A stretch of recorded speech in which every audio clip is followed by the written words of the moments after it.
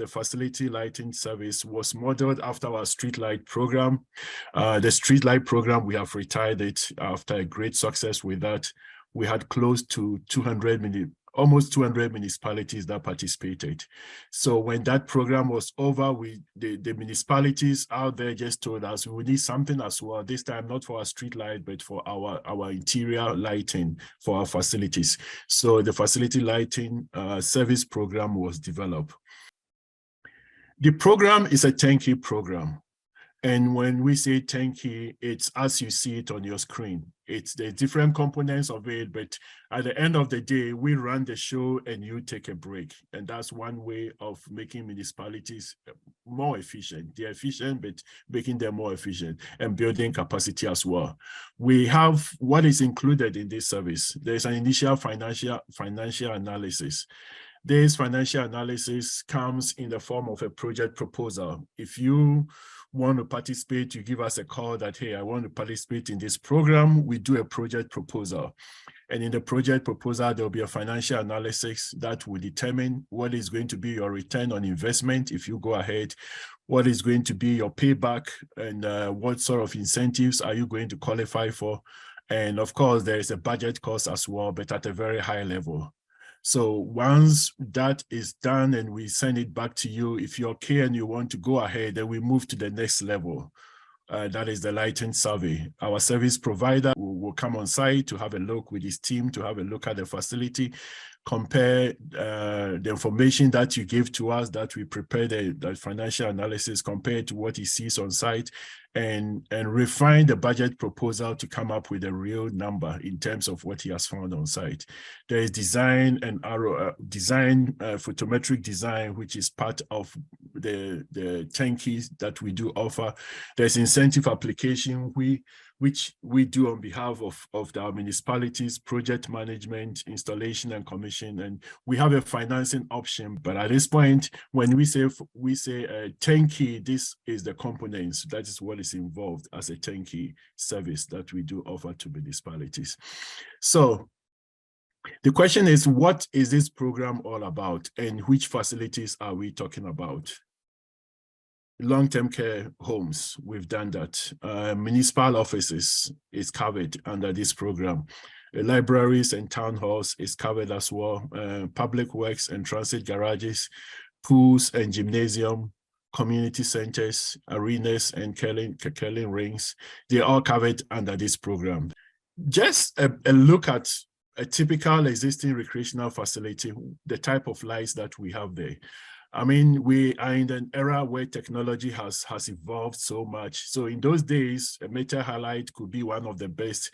Maybe a T5 could be one of the best, you know, when the evolution of light started. T8, of course, was one of them, but now they currently are not. So in a typical recreational facility, when we have a metal halide, you do realize that it's inefficient and it's wasteful.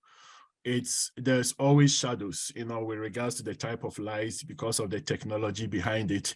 There is the frequency of maintenance. Always there's something going wrong and it has to be fixed.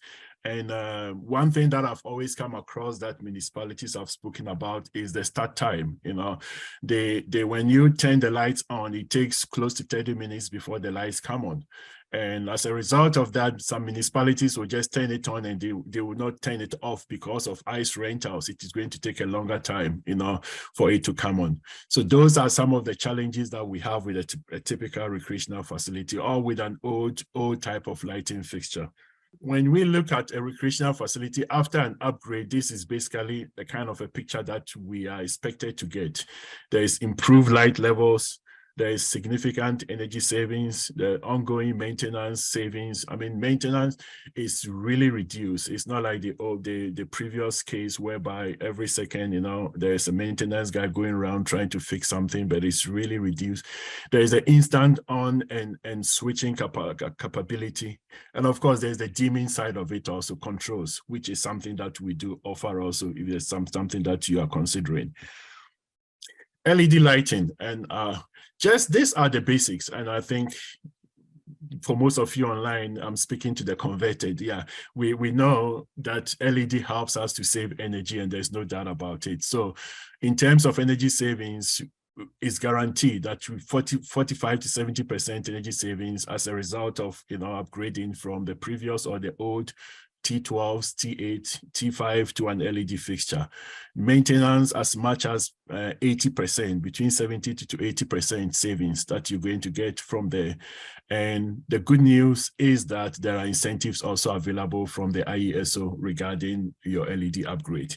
So you're doing a project, but you're not taking, I mean, the cost of it is not all coming from your pocket, but 10 to 15% of your project cost is going to be catered for by incentives, or is eligible for incentives, which is a good thing, especially even for any municipality, big, small, medium size, every cent does count, so it's a good thing.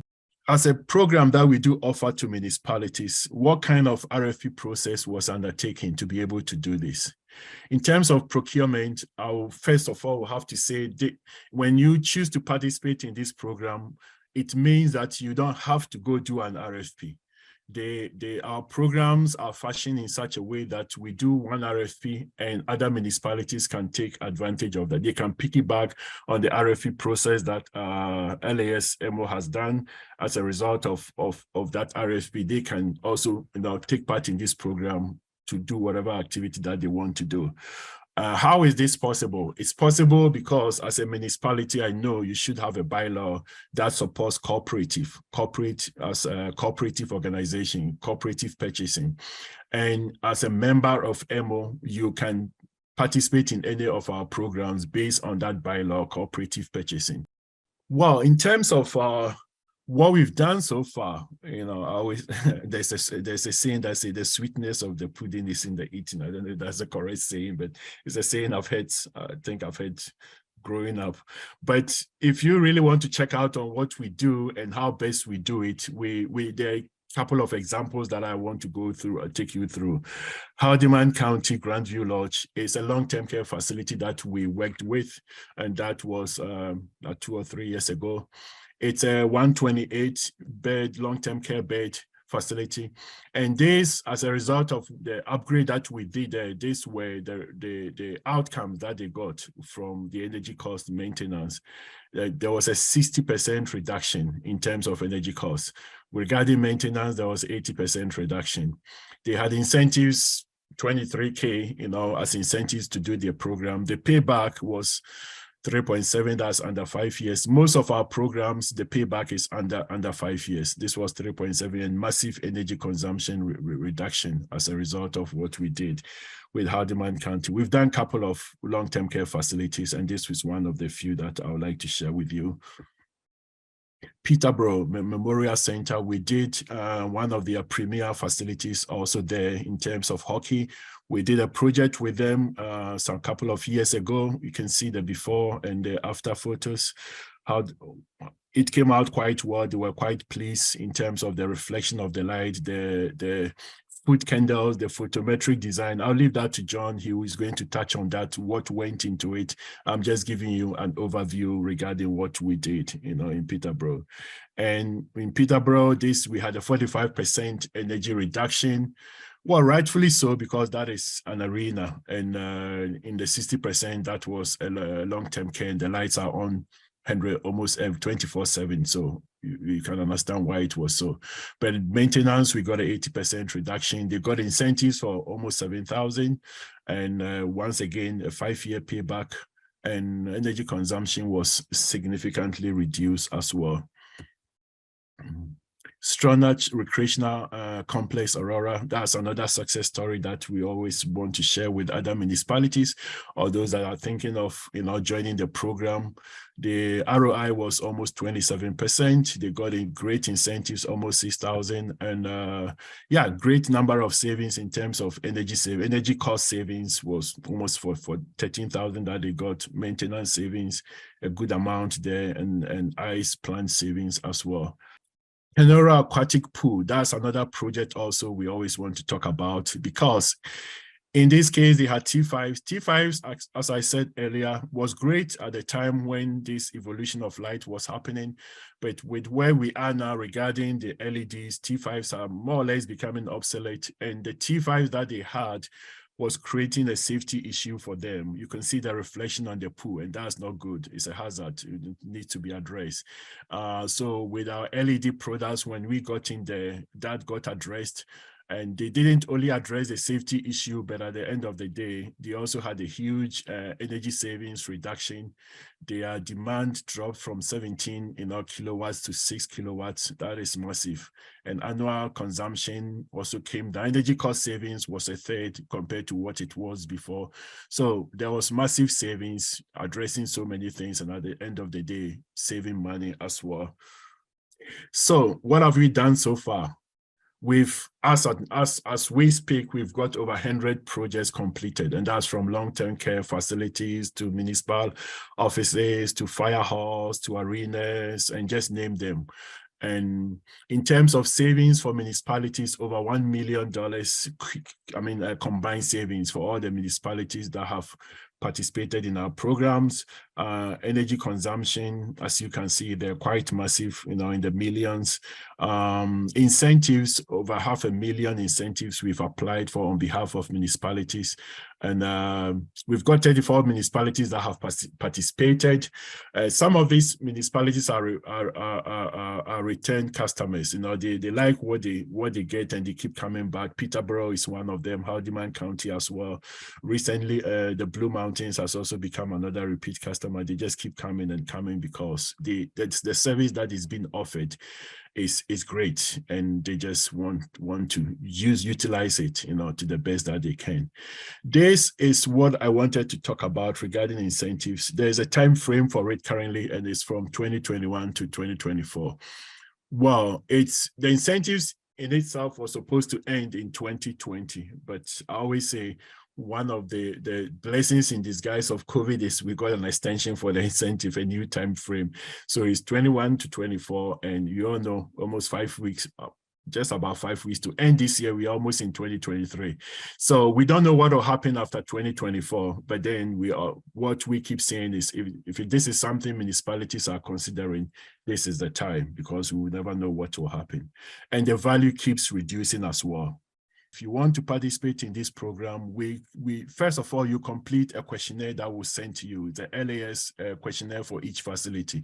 You complete that questionnaire and you send it back to us. In the questionnaire, we want to know what type of lights you have in your facility, what is the wattage, and what is the operational hours. Once we have that kind of information, we are able to, through our service provider, we're able to develop a budget proposal for you at a very high level, where we do all those financial analysis, as I said earlier. And that budget proposal, we'll send it back to you. If it's something that you are interested in and you want to proceed with the program, then you sign a letter of intent with LAS through our service provider, that's Conrad Lighting Solution. Then that's when he come on site, as per our was included in the turnkey aspect of this project. He comes on site to evaluate, the information of what was given in the spreadsheet, then comes up with a very definitive project code. Then after that, of course, depending on whoever is supposed to give the approval, whether it's supposed to go to council, your board, when we get that approval, then we go ahead to do the incentives application. That's something that we do on the behalf of municipalities as well. Then we begin the project. We sign the contract and we start the project. So these are the 7 steps. And if you are interested, if anything makes sense, as I said earlier, just let me know, give me a shout. Talking about the program itself, what does it mean? Predictable electricity commodity costs through managed aggregate purchasing and market exposure. In a nutshell, we go out and we purchase a hedge on behalf of municipalities to give them a level of protection against fluctuating pricing in the market. What we do is, through that process, your facilities are removed from the time of use, and they're billed on the hedge based on the percentage that you select, and we can explain that further in the presentation. And street light accounts are placed on spot. turnkey solution with continuous support, data reporting and analysis. That's what our team does.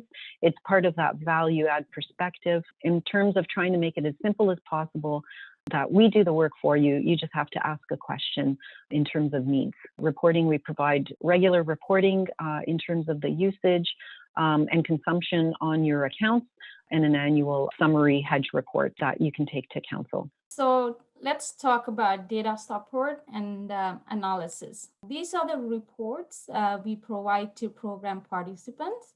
Let me walk you through one by one. Monthly, quarterly billing summaries. It contains all the consumption values and all the billing charges in detail for each month. Electricity commodity hedge spot review. This is just an annual review report, and it will be issued before May 1st. LA's purchase summary document. This is a hedge price announcement report for the following year. It takes place mid-October. And the commodity newsletter. Newsletter on natural gas and electricity price market trends. So this one shows you how it flows month to month. So you can easily track it down, the market price and everything. We provide consumption data for reporting on your annual energy use and greenhouse gas emissions. And we have a data tool available to help you develop and update your energy plans. It's called Energy Planning Tool. You can visit our website or send us an email. We can help you with the details. Thank you, Sujita. And now let's jump back to the common questions. We're often asked, what is my electricity rate? Every day we receive hundreds of meter readings from local distribution companies across Ontario, process those readings through our system, calculate energy charge for each reading, and send it back to a distribution company. And this is how it appears on your bills. On the slide, you will soon be able to see a typical example of a bill that our members receive from the local distribution companies. The very first charge is usually called energy charge. And this is the amount that LAS calculated based on your consumption. Depending on the selected hedge level for this amount, for this example, I picked 65%. Our system calculates 65% of consumption at the hedge price, and the rest of the electricity consumption, which is in this example, 35%, is calculated at the market price. That way, A plus B is the energy charge, which is in this example close to 2.2, but this is only a part of the total commodity rate. The second part is global adjustment. That way, 2.2 plus 8, 62 in January 21. The total commodity rate is 10.83 cents per kilowatt hour. Global adjustment is calculated by the local distribution company, and LAS has unfortunately no control over this number. Then the local distribution company adds delivery and regulatory charges, and together with the total commodity cost, it equals total electricity charges. Then there is an HST charged on the total electricity charges, and Ontario electricity rebate is calculated based on the pre-tax amount, which is the total electricity charges again. And this is how we arrive to the bill total. So since we touched on the global adjustment already, the next question would be, what is global adjustment and why is it so high? Global adjustment is being posted by the independent electricity system operator every month. So it is a different amount every single month. LAS, as I've already said, has no control over this number, and local distribution company calculates global adjustment as a separate line on your bill if you are with LAS or any other retailer, and global adjustment is already included into time of use and tiered rates. That way, all electricity customers in Ontario pay global adjustment. It was originally introduced as the provincial benefit and is dated back to the Energy Restructuring Act of 2004 to encourage alternative ways of energy production. The purpose of it is to provide energy generators with a guaranteed price, as back then the ups and downs of the electricity market could have easily bankrupted the energy producers. So provincial government came up with this formula that if market price drops below the guaranteed price, then consumers pay a fee that makes up the difference, and vice versa. If the market price is above the guaranteed price, then consumers get a credit on their bill. With technological progress, the price of production of clean energy dropped. Fall in demand for oil and gas and increased production of electricity, market price is consistently below the guaranteed price promised to energy producers. As a result, consumers are consistently paying for the global adjustment. Also, global adjustment covers conservation and demand programs and helps maintain electricity infrastructure. So it is definitely more than just the difference between the guaranteed and the market prices. And so the next slide is a graph, and it's my absolute favorite because it really demonstrates the changes in the energy cost over the past 16 years. The orange part is the global adjustment, and the blue part is the market price. Back in 2005, global adjustment was a credit. Since then, it has been consistently on a rise. So far, 2021 started with increase in spot market price, and so global adjustment has not been too high. For March, it's been set at 7.94 cents per kilowatt hour, and I guess we will see what will happen next.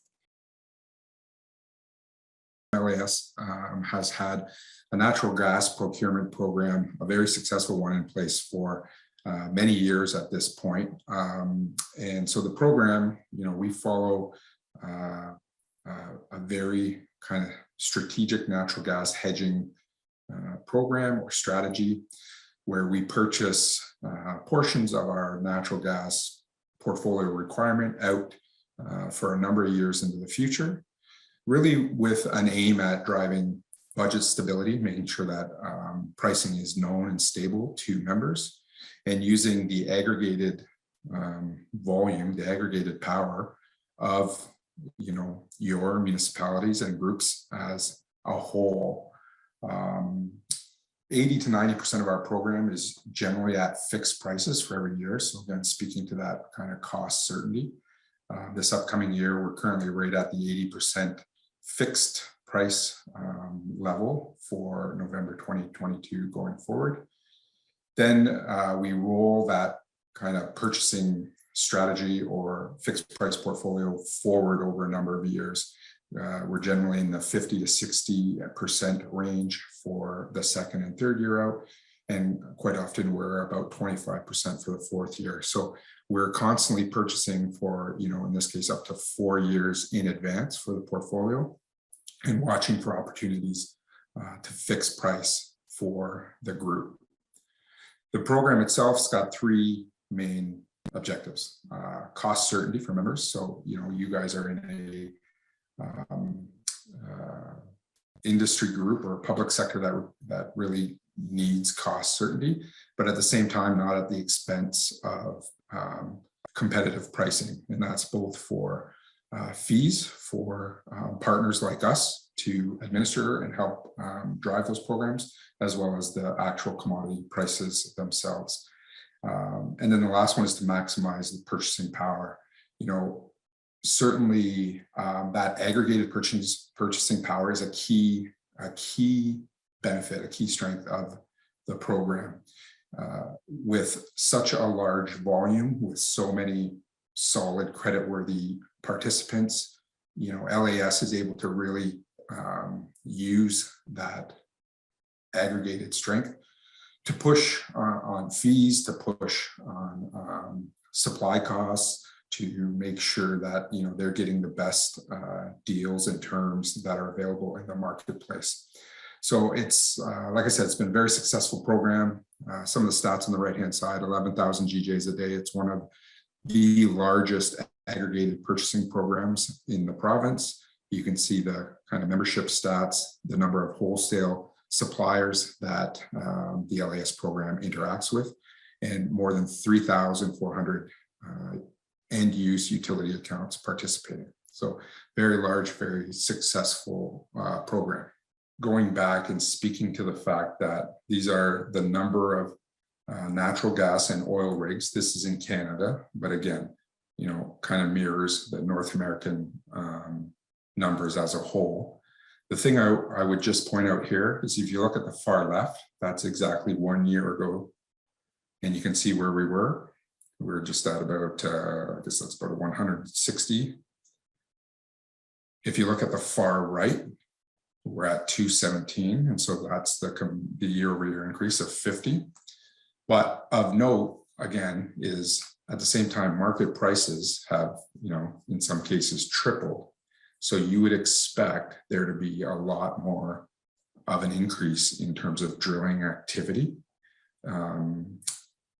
to look to take advantage of those high prices.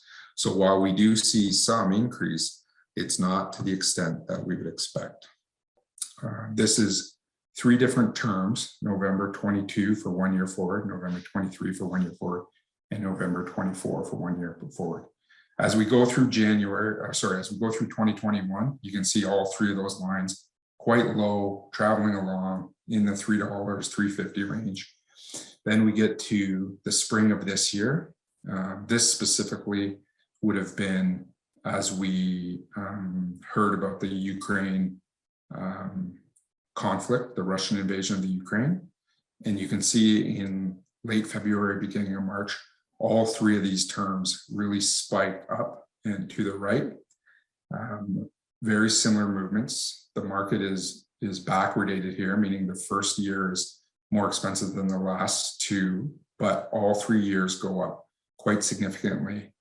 Then you look at June, and that's June 8th specifically, where that explosion happens that we talked about in Freeport. And you can see that's the big V shape down in throughout the month of June.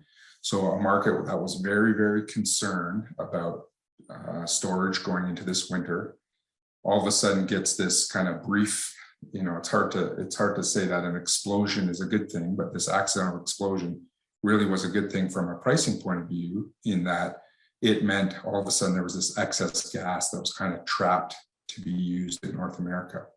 And so that the reaction you saw there was that V-shaped drop in throughout the month of June. However, the next thing that comes along is basically much hotter than normal weather. And so all of that gas that was kind of trapped in North America, everybody thought would be replacing and rebuilding storage. All of a sudden it starts becoming apparent that it's going to be consumed with all this incredible hot weather that they've had. And so you can see prices almost immediately go right back up to where they were. So on the gas side, there's a couple key takeaways, and really I kind of think of that last graph as well as this slide here as if you had to kind of report to your senior management, or if you had to kind of summarize to your councils, for example, these would be a couple of these would be the key takeaways that I think I would want to communicate. First off, natural gas pricing around the world, in North America specifically, has been incredibly volatile this year.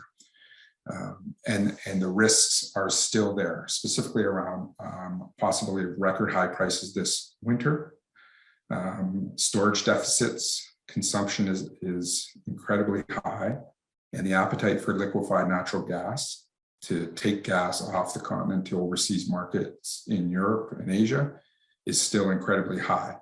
So high that they've overpowered this record high production that has been happening.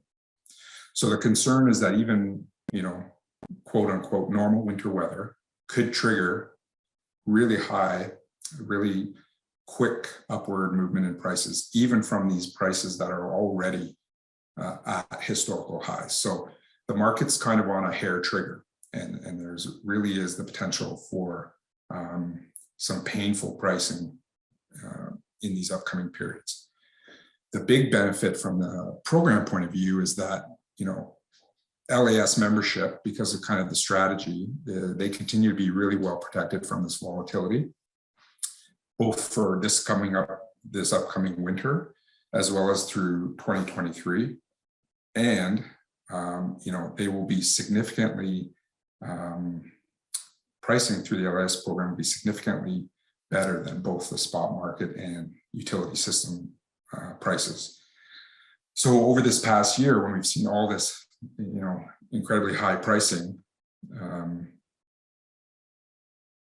sites that are participating on the program have seen no change. And that's been a great thing. Probably wouldn't even realize the pricing that we're seeing throughout the rest of the wholesale market.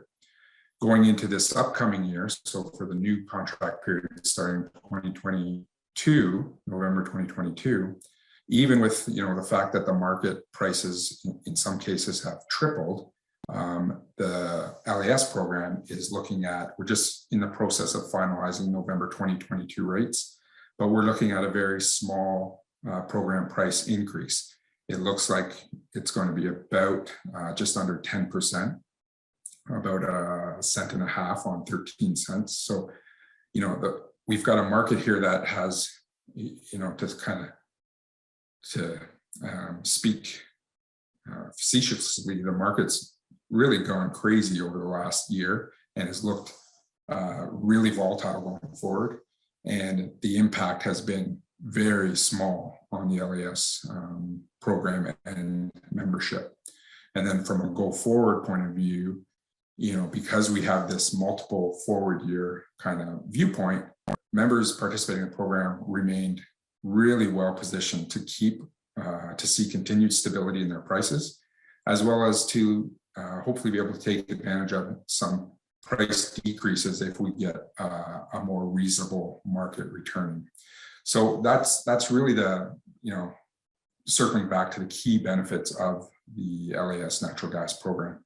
It's the insurance analogy. I have car insurance, and there are many, many years where I don't get in an accident, knock on wood, and I pay a small premium for that insurance, for the elimination of that risk.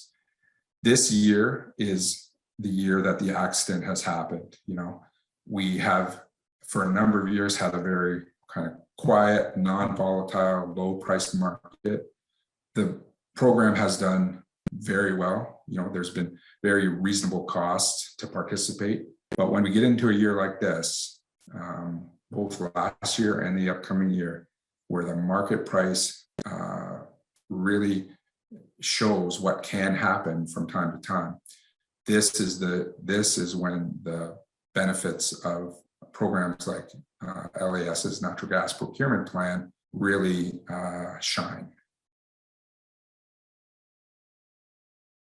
Today we'll be talking about our energy planning tool. This was a tool that we launched in 2013 to help with the annual energy reports that are due on July 1st every year to the ministry.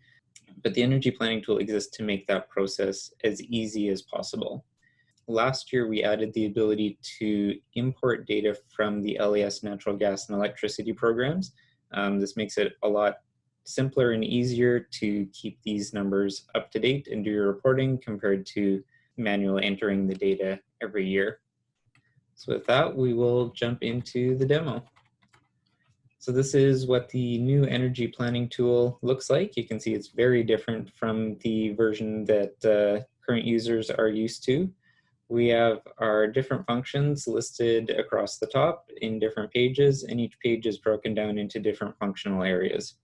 At the top of each of these, you'll see either buttons or drop-downs that let you interact with the data. Some municipality information at the top. This is the name and address of your municipality. This is just needed for your CDM plan. Below here, we have a dashboard, and this gives a quick overview of how your municipality is doing with its energy consumption. You can modify these a bit, change which date you'd like to look at the charts for. Here you can see our server is acting up a little bit. I'll just reload that. There we go. And you can also modify a couple of the charts here, change this one to a bar graph, depending on what works the best for the particular situation. As you hover over the bars, you'll get more information, including the full number readouts in e-kilowatt hours in this case for each different category of facilities. And with any charts that you see in EPT, you can also simply right-click and select Save Image As to save them to your computer for use in a council report or presentation to the public or however you want to communicate that information. Below here, we have the contact list for EPT. You can enter in different people at your municipality who work with either facilities or energy or both. They don't necessarily need EPT access, but this is where you keep track of who has access to EPT. If you want to add in a new contact, you'd click here, fill in their information, and then if they need access to the energy planning tool, just check this box, click save, and LAS staff will be in touch to get them set up with a login to our website. The facilities section is where you're probably going to be spending most of your time. This is where we have the list of all of the different facilities and all of the energy that they will end up interacting with. So with any of these, you can double click to enter into a more detailed view where you have all of the information for this facility. We'll ask you to fill in the hours of operation for each facility. You can either put in yearly hours if you know them, or simply put in the hours it's open every day of the week and calculate, and it'll fill that in. This is needed for the provincial reporting.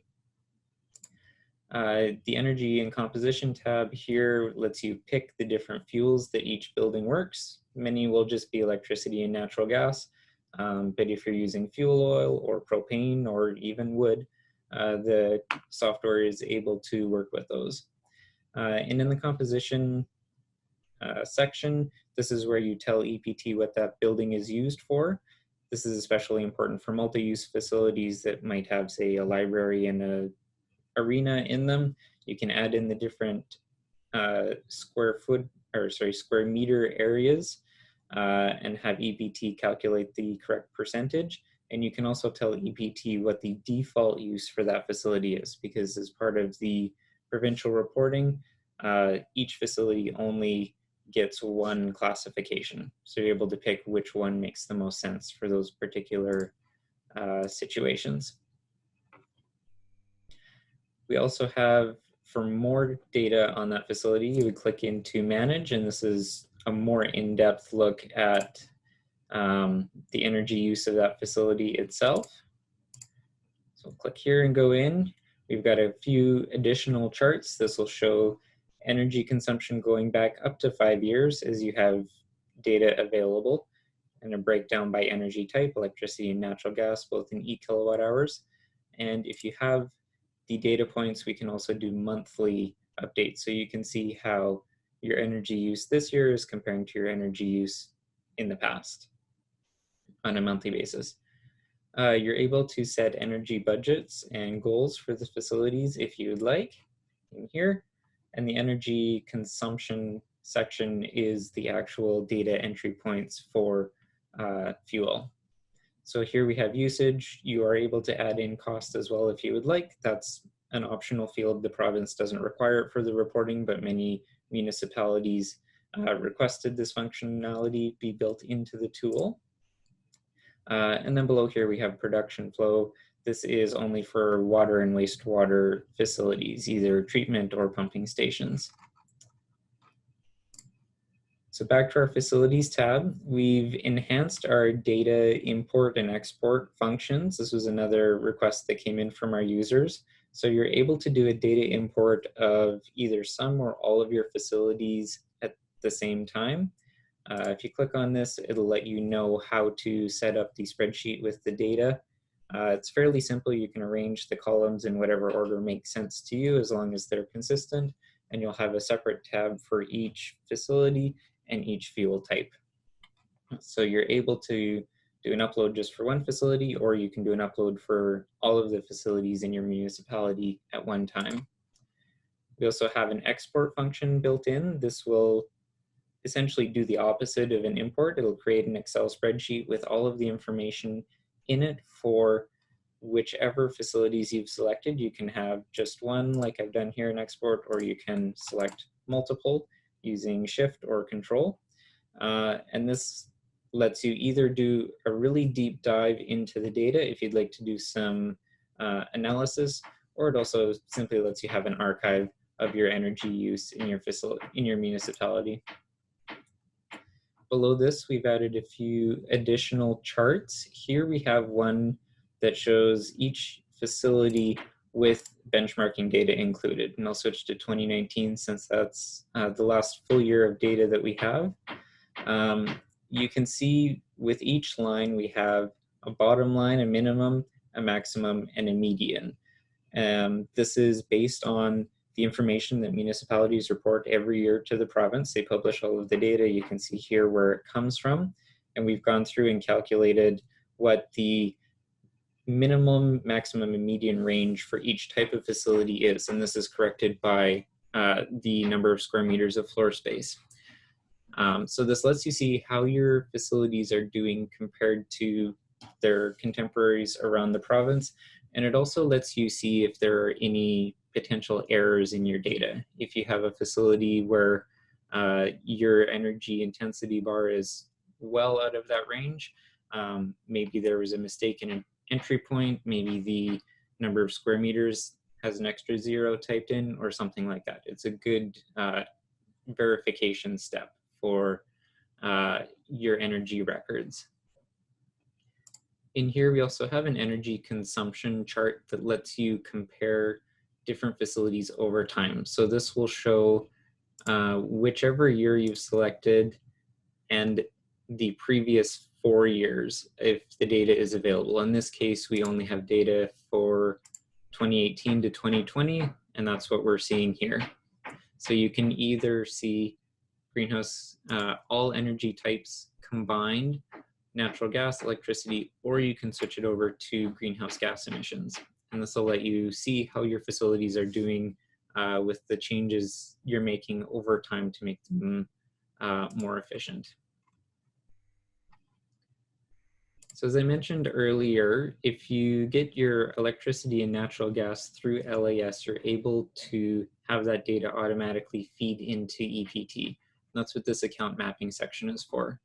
So below here, we have all of the different entries, all of the different mapped entries that we currently have. And we'll make this box a little bit bigger in the final version.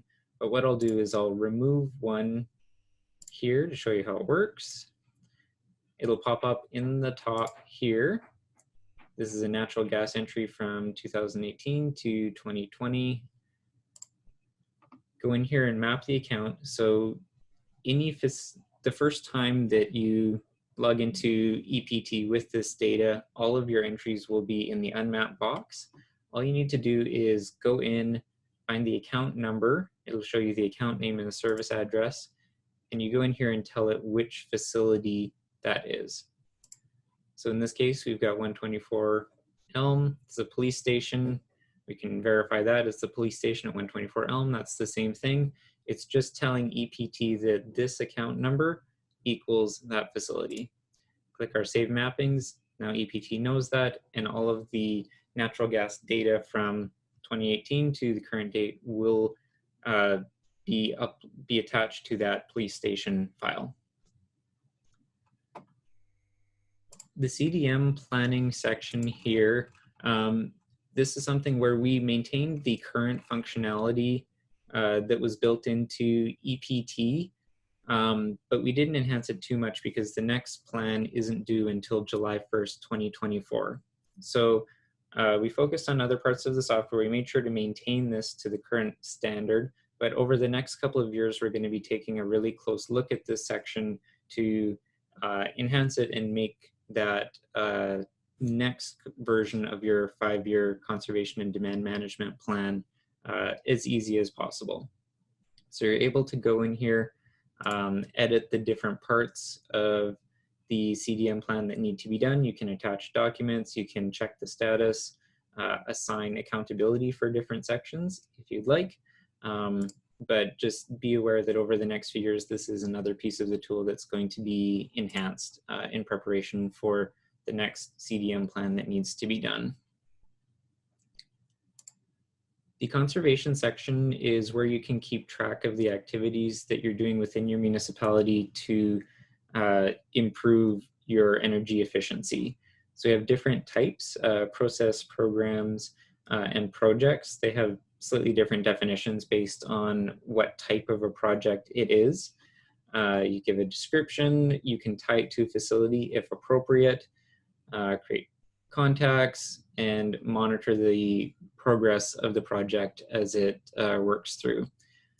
We also have some financial calculation information available where you can put in lifespans, anticipated savings in dollars and kilowatt hours, costs, and a few other points to get simple payback numbers and a few others that the finance department will be interested in. And this is very helpful for keeping track of the effectiveness of the initiatives that you're doing to improve energy efficiency in your municipality, and also to figure out which ones make the most sense based on the cost and payback numbers.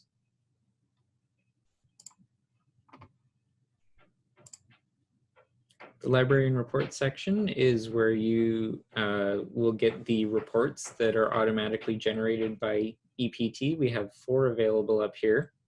First one is your 5-year conservation and demand management plan. This will download in a Word document that you can go through and edit and enhance.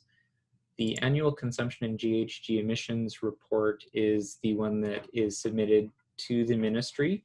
They will send you an Excel spreadsheet that they want you to fill in.